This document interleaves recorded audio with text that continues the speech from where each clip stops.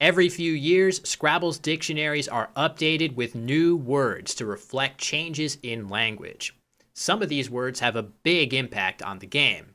It's been a few years since the last update, but in 2023, Merriam-Webster added several hundred new words to its Scrabble dictionary. And in this video, I'm going to give you 10 of the best new Scrabble words to learn to boost your game. First up, fave, a shortened version of favorite. We all know that the V doesn't form any two-letter words, but it also lags far behind in three-letter words, so getting a new one is big, especially one that allows you to hook the V onto the two-letter word fa. Just be careful of setting up not only the E hook, but also the A hook of fava.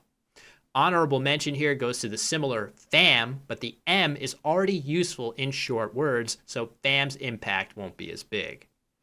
Next up, zook, short for zucchini.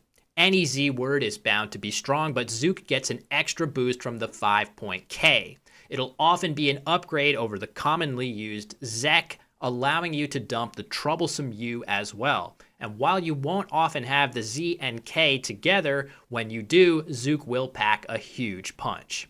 As a bonus, it'll let you hook the Z onto uke, as in ukulele. Yahe, a variant of the hallucinogenic beverage ayahuasca, is another one of my picks. The importance of this word is that the J is in a highly unusual position as the third letter of the word. An overwhelming majority of short words containing the J have it as the first letter, but sometimes your board position will require the J in a different spot, making yahe a potentially huge difference maker.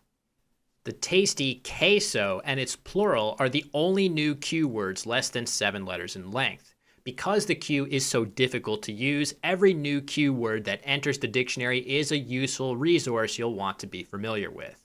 You'll have to use an S to play it much of the time, but in the right situation, it'll be well worth it.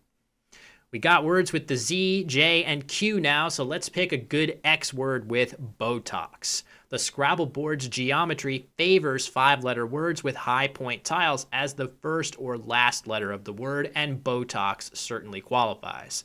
The ability to shed multiple O's adds another wrinkle, no pun intended. We all know how annoying it can be to have too many vowels in Scrabble, which makes the very small list of 5-letter words with 4 vowels in them extremely useful. There's a new member of that club now, outie, as in the belly button. These words are often by far the best plays available on vowel-heavy racks, saving you from the need to exchange tiles. Honorable mention goes to its partner word, innie, which, while not quite as useful, should still be helpful to shed duplicated I's and N's. On the other hand, sometimes you have too many consonants instead, making words like glamp very useful. I admit that I myself am not much of an outdoorsman, preferring to stay inside and make YouTube videos, but I'm glad somebody out there is glamping so we can dump the clunky G and P together. Don't forget that you'll also be able to hook onto lamp or glam if the opportunity arises. Honorable mention here goes to thwap as a similar consonant-heavy word, which, coincidentally, I will do to you if you suggest we go glamping.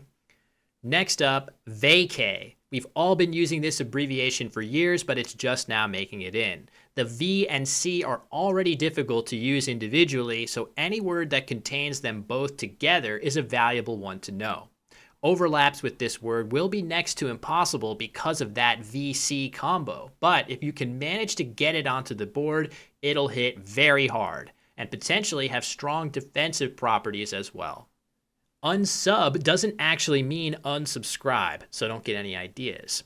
It's short for unknown subject, popularized by crime shows. The U is bad enough on its own, but it gets even worse when it's duplicated, so any word with 2 U's becomes very helpful to know. Honorable mention goes to unmute, which, unlike unsub, is something I do encourage you to do on my videos. Lastly, there are other shorter words that might technically be more useful to include as my 10th and final word on this list, but I have to include zonkey here. As a Scrabble player and appreciator of nature, as long as I don't have to go glamping, I'm so grateful that zebras and donkeys are out there getting it on and making so many beautiful offspring as well as beautiful new Scrabble words. Zonkey is even less likely than Zook to come up in a game, but man, that first time somebody plays Zonkey for over 100 points is going to be special. Honorable mention for this one goes to the even more hilarious sounding synonym zidonk, but with zonked already a valid word with those letters, it won't be quite as impactful.